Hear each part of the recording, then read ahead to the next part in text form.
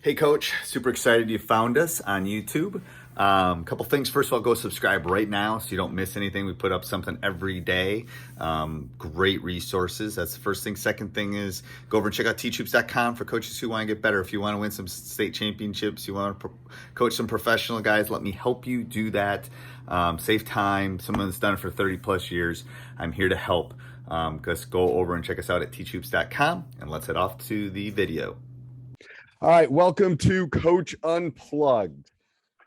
Bill, I think it's episode. I have no idea. Oh my gosh.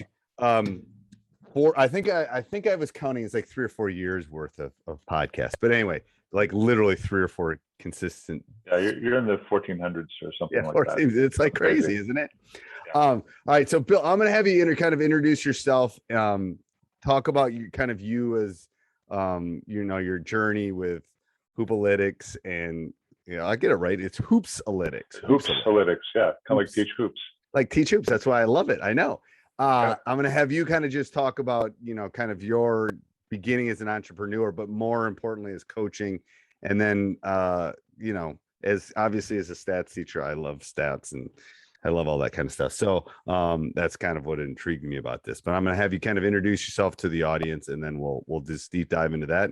And I've got a laundry list of questions I got for you. So I will jump in.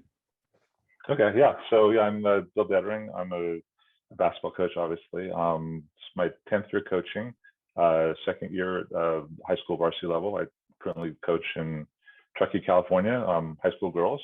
And previously, and actually as part of this, my other job is as a software developer and entrepreneur. So I've started 6 companies.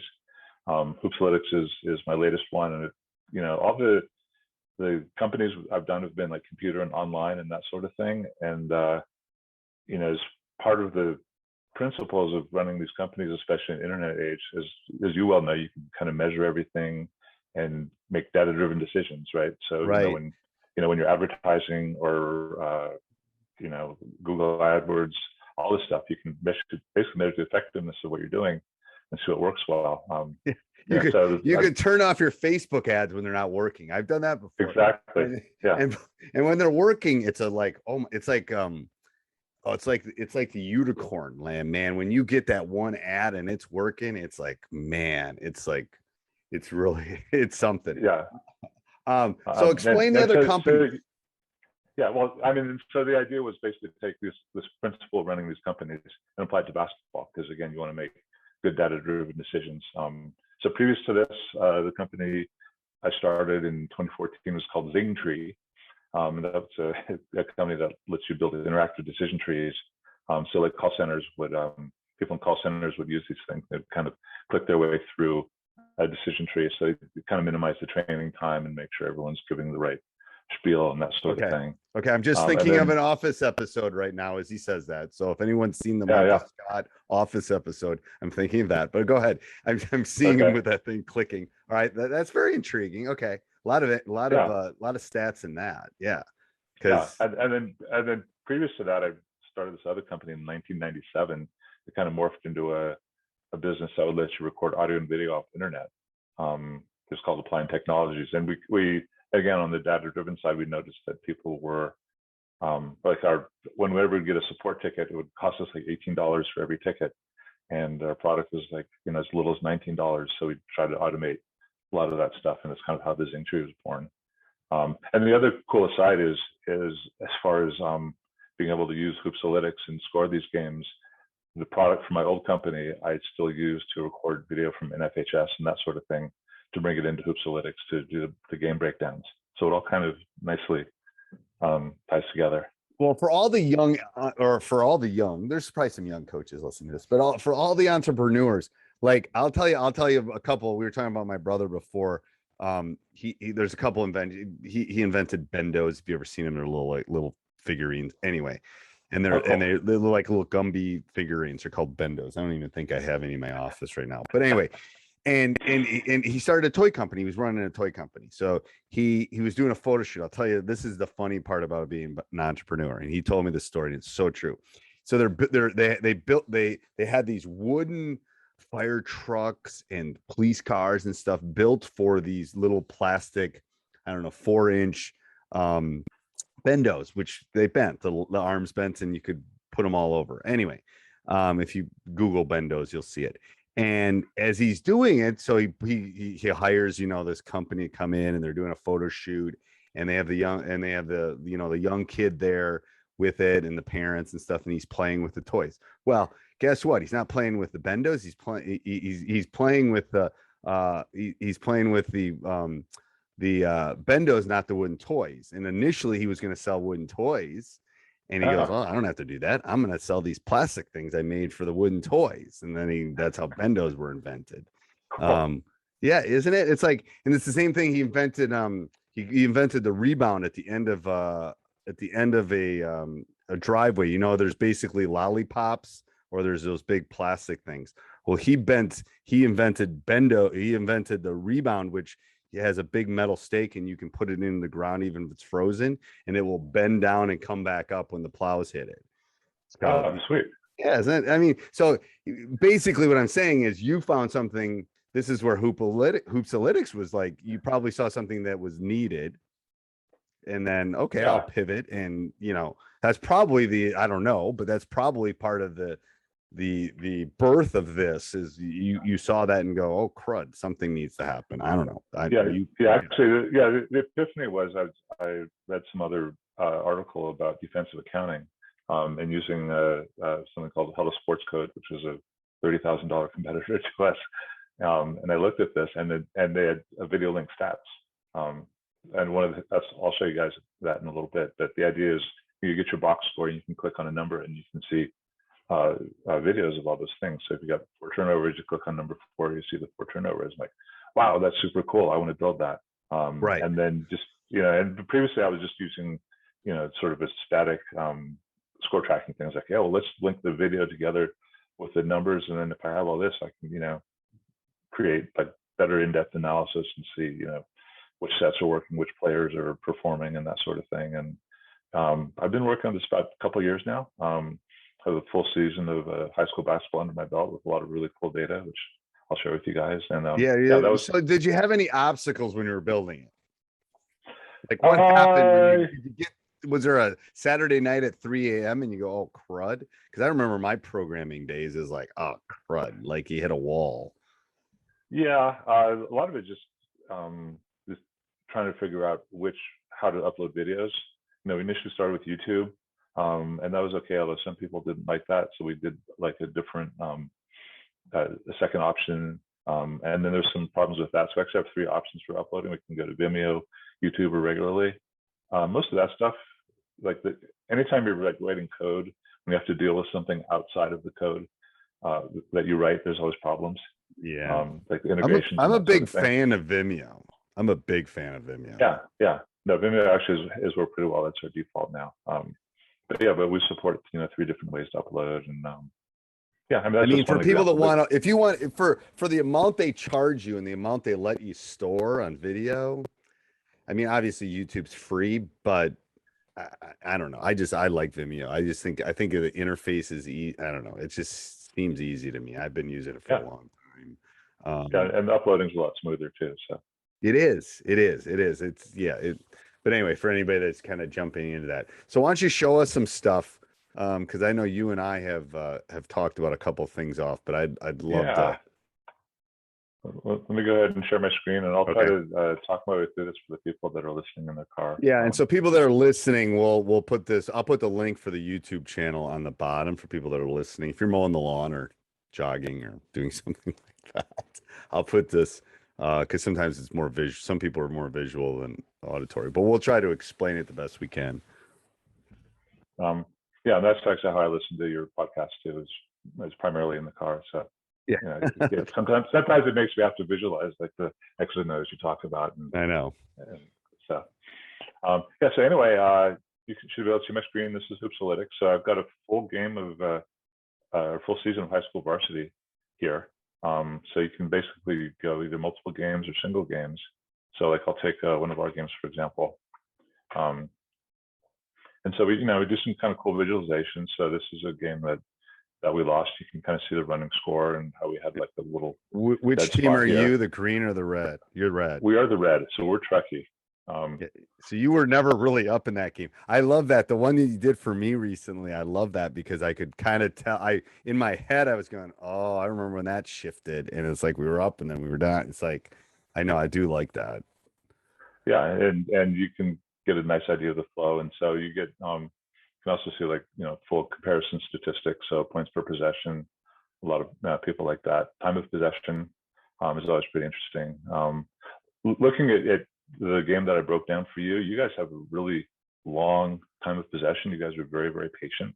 I mean, our girls were pretty much about 14 seconds. I mean, I think you guys were like at 21 seconds per session. Yeah, I think like both the team that you saw and me, the coach and I know each other too well, and yeah, the possessions I think were in the mid-20s. And I love that you asked about we play in halves, 18-minute halves. Yeah, So the flow is a little different. Definitely the flow is different when you play halves rather than quarters.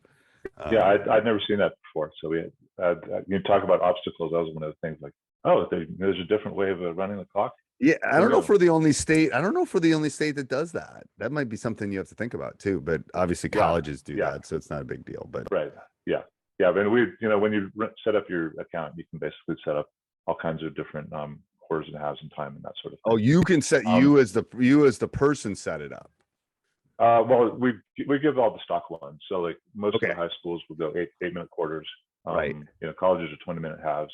right. AAU is like 16-minute halves. You guys are the only 18-minute half, but we just added that to the program, and Okay, now it's it's there not for hard. you Okay, and all your competitors. right. Um, Everybody in the state of Wisconsin. All right. there you go. And so one of the cool things you can do with this particular thing is you can isolate it on a particular part of the game. So this is one where we were, kind of getting shellacked. So you can just isolate that, and then you can get your comparison stats. So we were outscored 7-4 here. And there was, there were 3 for 3 from free throws, 2 for 9. We were 0 for 7. So you can isolate it on different parts of the game and just get comparison stats if you want to see kind of what went wrong in a particular area. Just kind of fun. What's the first thing you look at when you pull up a game like this? What's the first thing you look at statistically? I usually look at the team stats. So you can basically see because one of the things that we like to do is figure out who had a good game, who had a not good game. So there's points per possession. So PPP stands for points per possession. So Yep. what we can do is we can break down. So like, for example, when Caitlin was on the floor, on offense, there were 0.6 points per possession, and then we gave up 0.64 points per possession. So she was a minus 0.04. And you can sort on all these things. So she was actually a most effective player in that game. And I think she had, she's always done well against this team. So many other girls, this girl, she broke her wrist, and so she was not really able to shoot very well. So you can see her offensive point possession went down a bit because of that. Are you able to am I able to figure out the best? Could you tell me the best 5 girls on the court for you in this game? Yeah, absolutely. So you can switch from players to lineups. So if we go to lineups, for example, these are the different arrangements that we had on there. And Okay. you can do the same thing with the points per possession. So this lineup here, I think this was kind of more of a garbage time lineup, but like this one here, they were actually plus, and they were +1. And you can also amortize this over 32 minutes too. So if a particular lineup had played the whole game, this is what the outcome would have been. Obviously, this is a small sample size, which is why that's a big number. But this lineup had I kept them in, assuming they never ever got tired, that would have been the winning lineup. Or maybe this one here. Right. It's hard because I think sometimes your brain thinks somebody. I mean, I've said this before. I have people on my bench keeping stuff because sometimes you think something's happening and it's not. Right. Yeah, and the numbers are kind of a good way to either validate your assumptions or prove your assumptions wrong. Right. As you go. Right. And obviously, everyone loves offense. And so, above and beyond the analytics, you can give everything the eyeball test. So let's say, we'll go back to our players here. So, Tess had 3 turnovers. So we can click on her 3 turnovers. and we can see, we can actually watch video of her turnovers. So here's one here. So bad pass, and go to the next one, etc. So, you can look at the 3 turnovers, like were they, were they horrible? So that's a legit turnover, right? And hopefully, so that makes not watching this. so does it? Are you able to do let's say you wanted to? Is it make film sessions easier, and how does it do that? Like that would be a big part for me, I think. Yeah. So what you can do with your film sessions as you're scoring, when we go back to our games, you can basically mark different clips as part of a film session. So if we go to games here, and so you can see we have clips and comments. So if we go to like this one had a lot of good stuff here. So basically, you can say have different people add comments, some coaches, players, etc. Can allow your players to comment if you want, and then you can also say, are they about everybody, a particular person? So if you've got a particular girl you want to sit down with, or boy, and just look at their clips, you can, and then you can just go through. So like this team, so we're in red here. You can see how this girl is sagging here. So they obviously scouted us. This was one of our favorite sets where we high post it, and this girl was super athletic and she could blow by everybody. But notice how she's sagging here. So that was one of the comments that we had, for example. So I would sit down with our girls afterwards, and sometimes it's just for future reference, or other times it's for things that they could do better. And you can make thumbs up, thumbs down. Like in this one, number 13 is like dribbling way too much, right? So we don't really want that. And you see the comments here, and one more.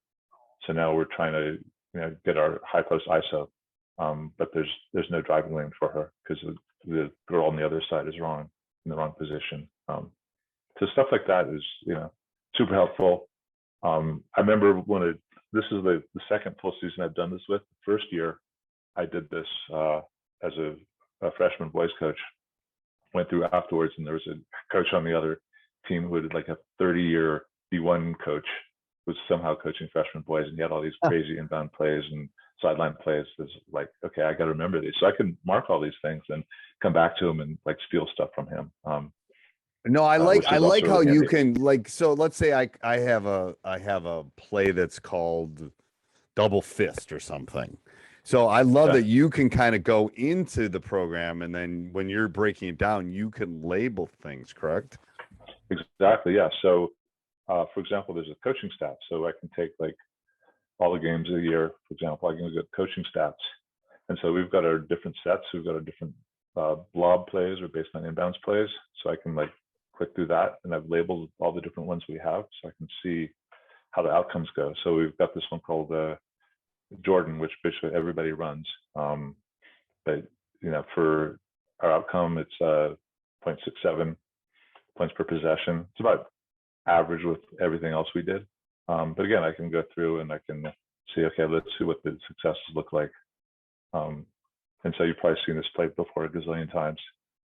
Right? And there's it's America's play. I'm gonna reference it as America's play for people who are listening. It's basically the inbounder throws it in. You can run it out of a box or a low 1-4, and then the inbounder goes same side corner or opposite corner. I call it America's play because you see, it's that or screen the screener, probably the most common baseline out of bounds plays. Yeah, exactly. And we actually didn't do much screen the screener last year, so but looking at our competitors, they had some really good success with screen the screener, so we're going to add that in. Yeah, it's a hard thing to defend if you don't work on it. Like if you defensively, if you don't work on it, that's why, especially at the youth level and the AAU level, you tend to see it a lot. All right, so let's say I get this and I'm playing this summer, or I play next fall, and I got a game, and I kind of set it up, and you kind of walk me through it. How long for me to break down a game? The first one, and then by the end of the season. Like, so from November is probably different than March, but give me an idea of what you think the range is to break the game down. Yeah, and a lot of it depends on how much detail you want to add to it. You can add shot charts, which I think are really valuable. There's also rebounding charts. And then you can categorize your plays, your turnovers, or decide not to. So, for a high school game, once you're up and running and comfortable, it's probably about an hour and a half to break down a game. And pretty much every good coach out there is watching film anyway. Right. So you're basically watching the film as you break it down. There are services out there that'll break the games down for you, but they don't give you nearly the level of detail and Right. stats that you want. Well, no, well, like I tell young coaches too, it's like this is part of your apprenticeship. If you want to be a good coach, you got to break film down.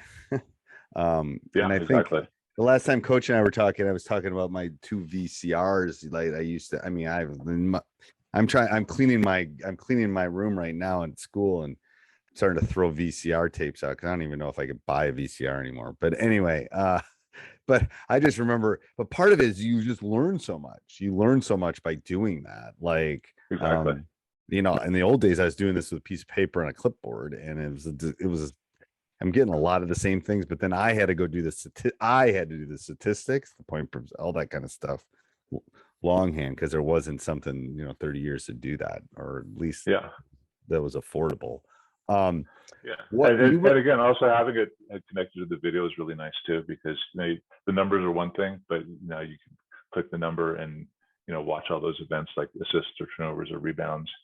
And because kids, you see the number, it's one thing, but you actually see the video behind the numbers, and it's like, oh yeah, I did have 7 turnovers, and there they are, and it's yes. and likewise, I think it's a great way to model by parents too. Like if parents are wondering why Johnny's not playing very much, it's like, well, come look at this, and here's the numbers when he was on the floor, and here's his 7 turnovers, and it's like, oh my God, Johnny really did have 7 turnovers. Johnny's open for a reason is usually what I have to say to the parents. Like it's Johnny's open because Johnny can't shoot. That's why Johnny's open.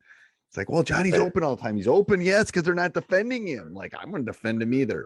So you wrote something in one of the emails you sent me about free throws. Like, was it? Oh yeah. Like, what was that? Okay, so this is pretty cool. So, I've seen this on different different levels, where if we can also track rebounds. So you can basically say we'll show all rebounds, but on free throws. Hey everybody, I just want to jump on here real quick and talk about Hoopsalytics. We're going to talk about it a lot during the podcast, and Coach is going to do a great job of showing it. And he's going to talk about how you can get it. But I want to share it. It's a great, it's a pro level form, and I think what I think is great about it is, and Coach and I talk about this a little bit, but in my younger days when I was breaking down film, I learned so much. And yes, there are programs, and can you spend thousands and tens of thousands of dollars having someone break film down? You can, but Hoopsalytics is great. It actually has more than some of the huddle stuff and other things that we have out there. They'll give you a free game to go play around with it. You don't have to put your credit card in, you can just try it. But down below, I'll put the link, Hoopsalytics /teach. If you type that in, it will take you to our discount page, 25% off, because I want to be able to share with all of you this great statistical program that will help you. We're talking about the funnel down now, and you can see the math. You can see the math behind it. But anyway, 25% off. Use the discount code TEACH22, because Teach Hoops, Teach, and it's the year 22, and this is going up. And that will take really good care of you. And it's a great resource for you as a basketball coach to learn, to break down, to find clips, to look at specific things. And what I love, we talk about this, is that you can break down specific things. Maybe there's hustle drill, maybe there's specific things that you're looking at that you want on there. So go over and check it out. Again, I'll put the show notes down below, and let's head back to the podcast. Bye. So if you look at the rebound locations on free throws, you'll see they're predominantly over on the left-hand side. So we can also, with the opponents, kind of the same deal. There's a lot that come over here. And that was a really interesting little epiphany. And I have the theory why that happens. I'd love to hear that because the sample's big enough. The sample's big enough too. He's not showing me like 3 dots. He's showing me a sample that's big enough that you can probably draw a conclusion. There's probably a regression line. Anyway, I won't get into the statistics behind it. But Yeah. yes, go ahead. But I think it's probably primarily more at the less skilled levels. But I think what's happening is when the kids are lining up on the free throw line, they're basically having their body right even with the nail, right with the middle of the free throw, right even with the basket. Right. And of course, your shot is coming from the elbows. You're a little bit offset.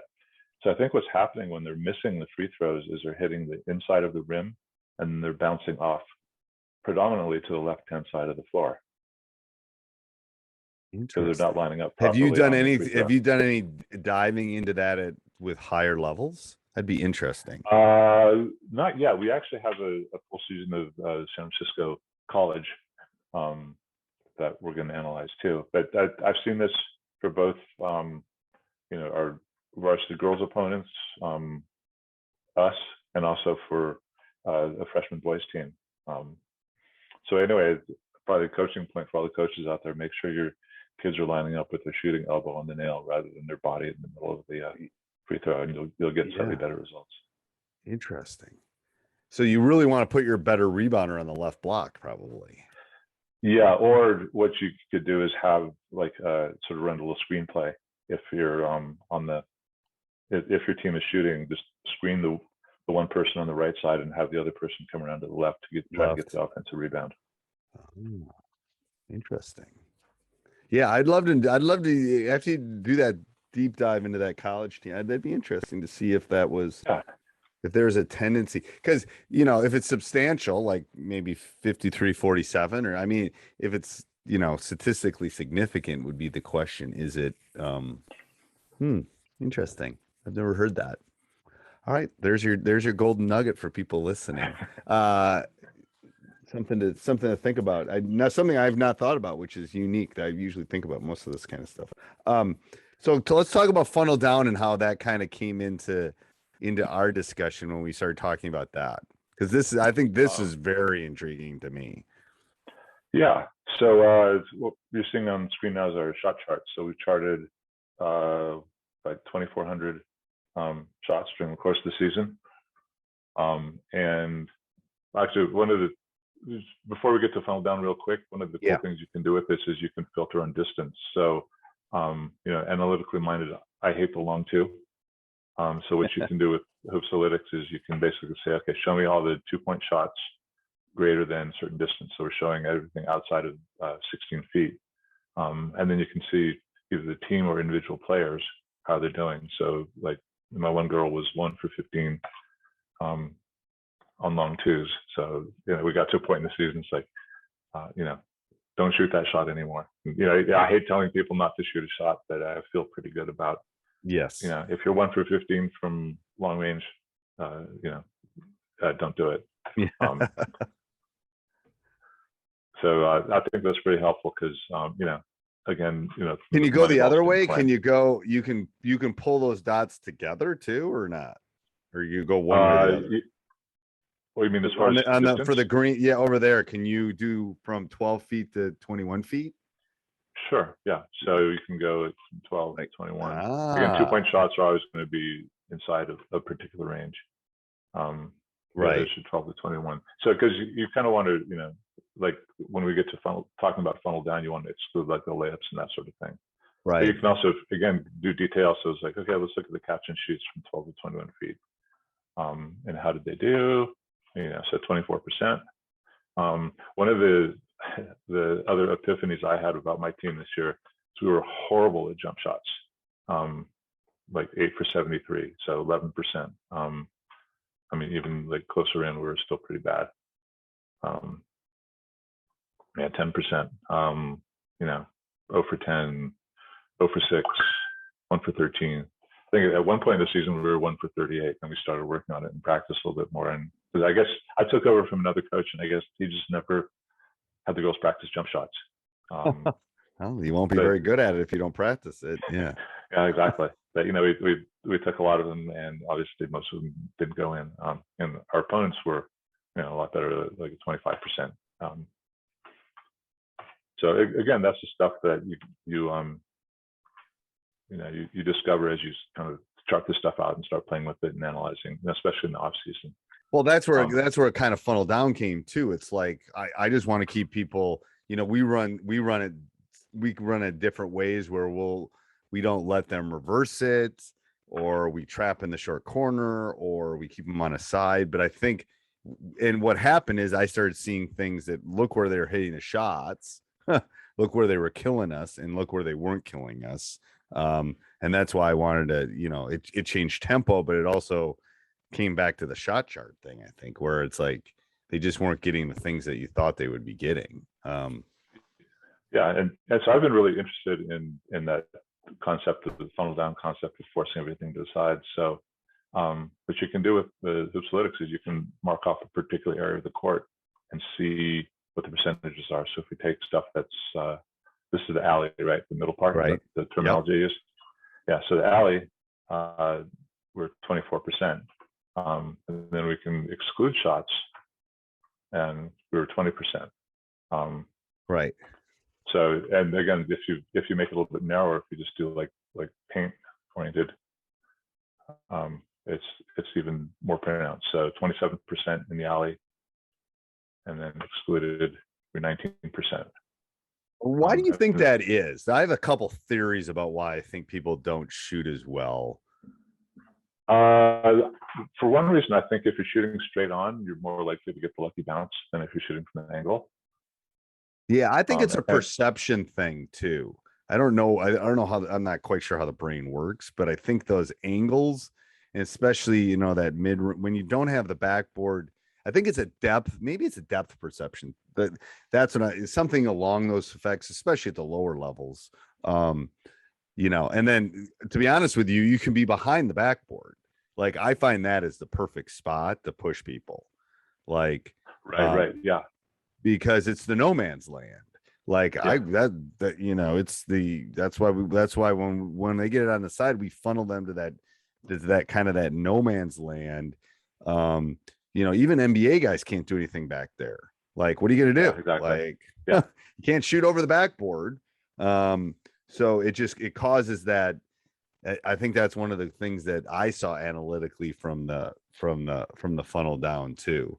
And to be honest with you, because we came out of COVID last year and we didn't play. We did it more out of a zone than we did it out of man. We didn't play much man funnel this year. We played a lot of zone, just because the rotations are a little bit easier. It's a little bit easier to recover and to push into that side.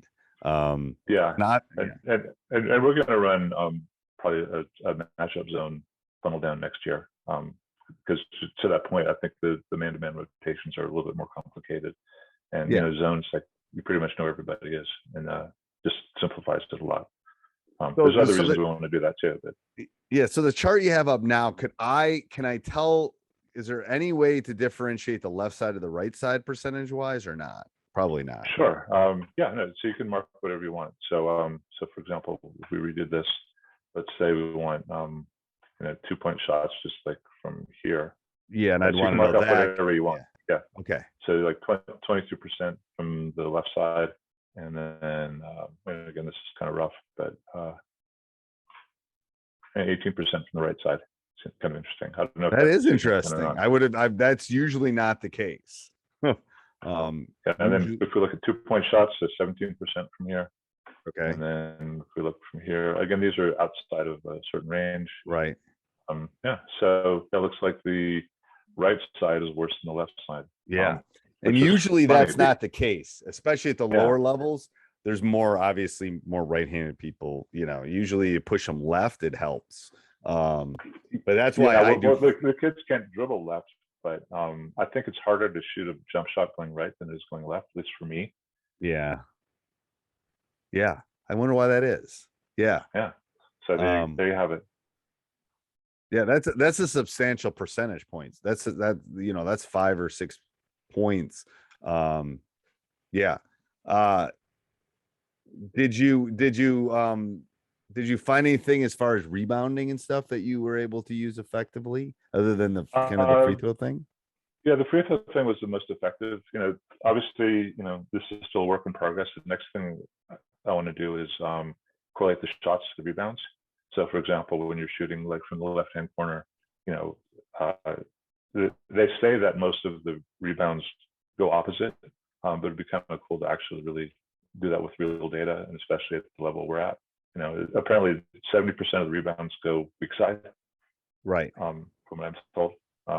But just being able to see that, and again, it might even vary from shooter to shooter too. There might be some And I shooters don't that are know if you more. can find, I've looked for recent statistics on that kind of stuff, and most of it's pretty old.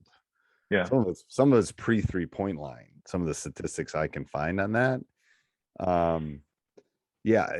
Well, and to be honest with you, rebounding is one of those things that, if you watch the Bulls documentary, Rodman would just have somebody come in and miss shots so he could learn how to read the bounces. So there's a little bit of a knack to that, but you're right. It's like, how often does someone shoot that elbow?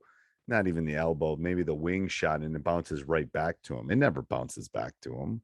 It bounces middle, it bounces weak side, it bounces. So yeah, no one's really done that deep dive. That would be an interesting thing to dive into this on, to look at a little bit more, especially for my team, I think. Yeah. Yeah. And okay, I'll get started working on the update. Yeah, one update and boom, there you go. I know you asked a question in your notes too about screening and stuff in the funnel, Don. I switch everything. I just think it's easier. Okay. Even if we're in the matchup. That sort of makes sense. And I guess, so yeah, we want to run a 1-3-1 funnel down with the matchup zone. Okay.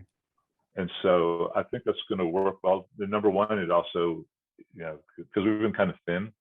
So the girls, I don't think are going to have to work as hard. They still have to work hard on defense, but less so than man-to-man. And number two, I think it sets you up nicely for transition. If you've got your two speedy guards, kind of out front, they kind of know where to go right away. Right. People are in position. Right. And a lot of the teams we play, especially like in one of your podcasts, you said, you want to arrange your team so you can beat the best team in the league.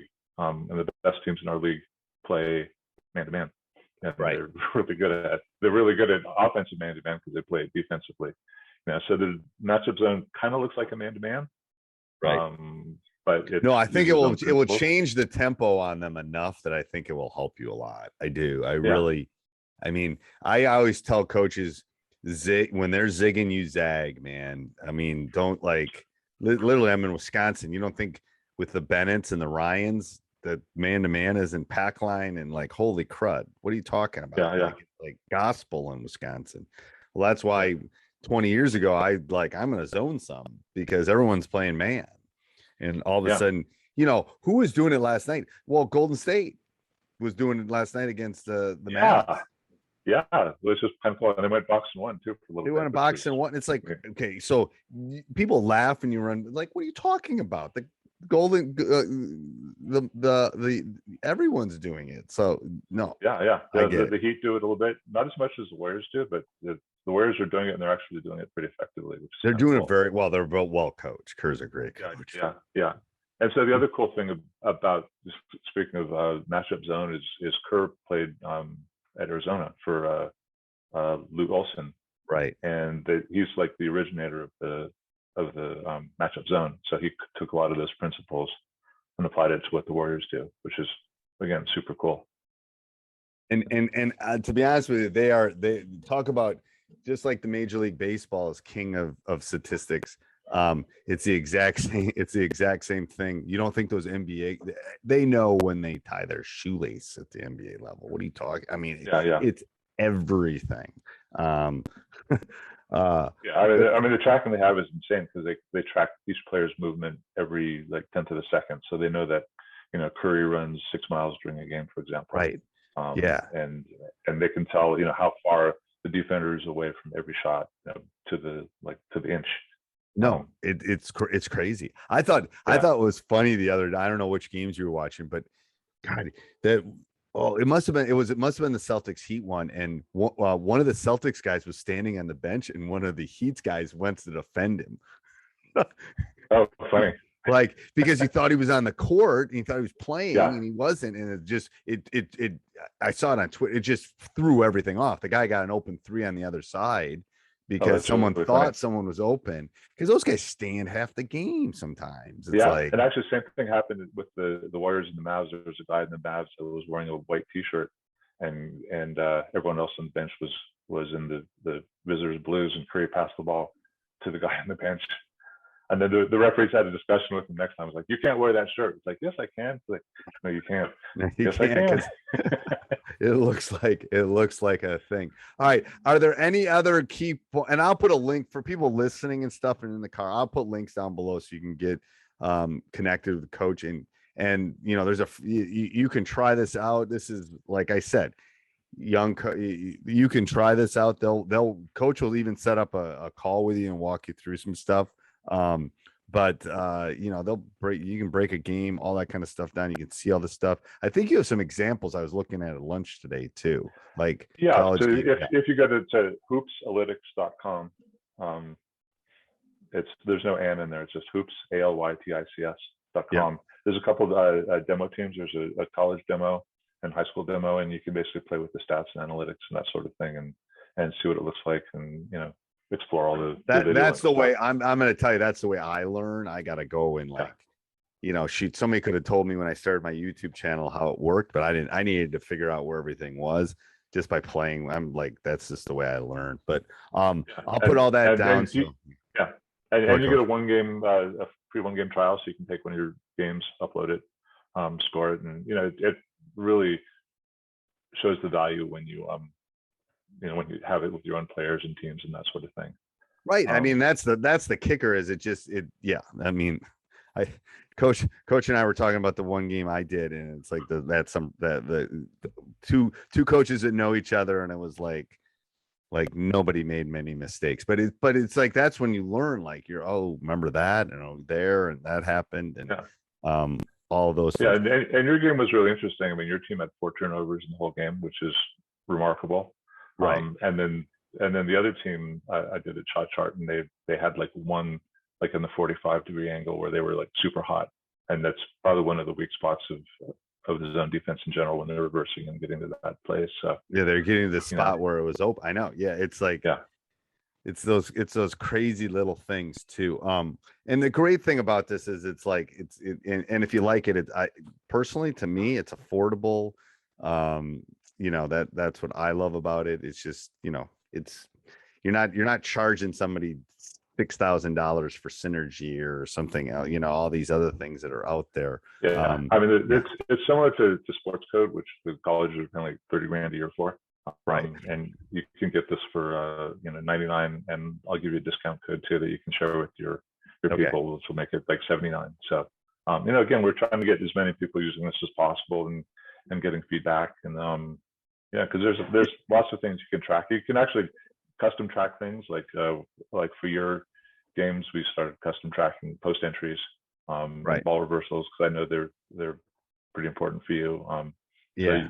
So, when you look at your game, you can see, hey, we have 15 post entries, and you can watch them and see how they did, and how many passes were out of the posts and all those kind of things. No, yeah. I mean, you can basically track anything you want. We give you some stock things, but if you're interested in ball screens away or missed box outs or whatever, all that stuff, you can dives on the floor, you could probably do something like that. Yeah, or, exactly. Hustle stuff, tough that most stuff doesn't have. That's what I love. Things that I think an underanalyzed statistic is ball touches, like literally tips and times you touch the ball. You mean like deflections or tips or anything where you get a hand on the ball? It can be on the floor, it can be a deflection, it can be a tip, it can be even on a rebound. I generalize them as a big category more than just deflections, because it's not a deflection if you get up and get your hand on a rebound and stuff, but it's a ball touch. It's like the more ball touches you have, the better off you are on the other end. Yeah, that's a good point. Yeah, deflections are actually one of the stock stats that you can track. Yeah. And I think I know what the number one high school statistic is to decide whether you're going to win a game. What do you think it is? What do I think you think it is? Or No, what do you think it actually is? well, probably effective field goal or maybe offensive rebounds. Yeah, I would say effective field goal percentage or turnovers at the high school level. Turnovers is another one. Yeah. Yeah, I would say it's I mean, from someone that's done it. I mean, again, purely observational, but I think I think effective field goal percentage is probably maybe one, but 1A would be turnovers. If you turn the ball over, Yeah. you can't win. Like, Yeah. I mean, you better be a lot better than the other team if you turn the ball over. Yeah, there's this one thing that you'll see when you're looking at stats called the 4 factors. There's a guy named Dean Oliver that wrote a book in like 2004. Great book. Basically analyzed a lot of games, and he said, okay, these are the 4 things that determine whether you're going to win a game or not. And I think offensive rebounds, effective field goal, turnovers, and I think trips to the free throw line was the other one. So right. if you win all 4 of those, you're like 98%. Yeah, you don't lose. Sure, you're going to win the game. Yeah. And the free throw ones, a part of that is aggressiveness, I think. You know, I've thought about like you tend to get to the free throw line when you're the aggressor.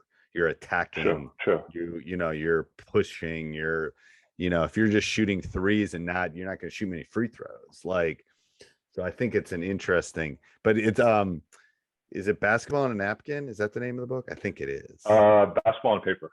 Paper. Yeah. Yeah. And actually, with one of your links from the newsletter, that's one of the books that you have on your Amazon store. Yeah, I love that. I love that book. Yeah. It's deep though. Like you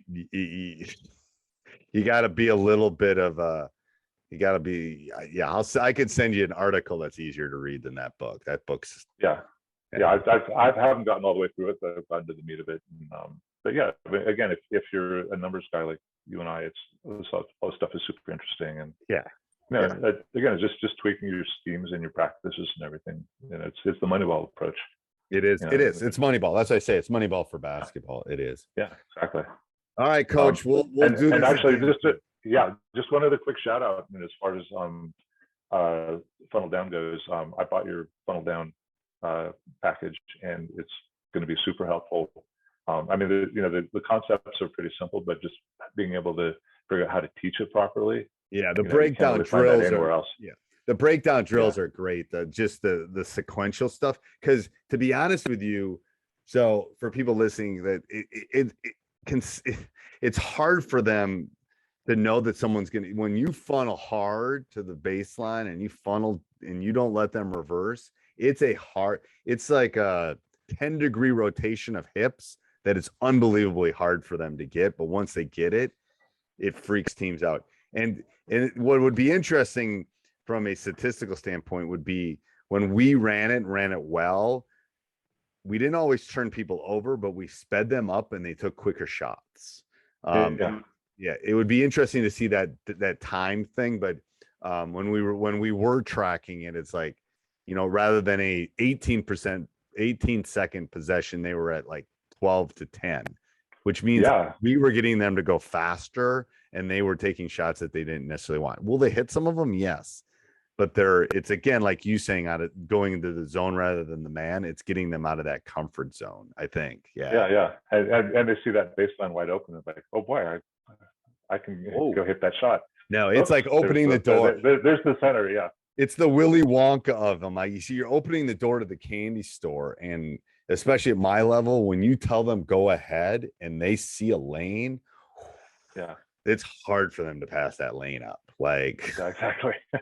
It's like, here I go. It's like, and then, if you watch NBA, it's like giving Giannis, when you give Giannis a lane, he goes. Well, then guess what? Smart steps in and takes the charge, and flops. And anyway, don't get me started. Yeah, and a lot of the NBA teams are also forcing baseline too. You'll notice they're always hedging and letting them go baseline and stuff. And I talked, and I have a former player that plays for the Bucks, and he said they try to get him behind that backboard because it's a defender. Yeah. Because it's like, whoa, what do I do at this point? But even just keeping them out of the middle, and there's basically one passing angle on the side and 2 on the middle. So it works so well. It works so well. Yeah. I will put a link down below. And for everyone that's listening, and you can go check it out. And if you have any questions, you can email me at steve@teachhoops.com. Bill, give your email too, so they can reach out to you. Bill at hoopsalytics.com. So hoops, ALYTICS.com.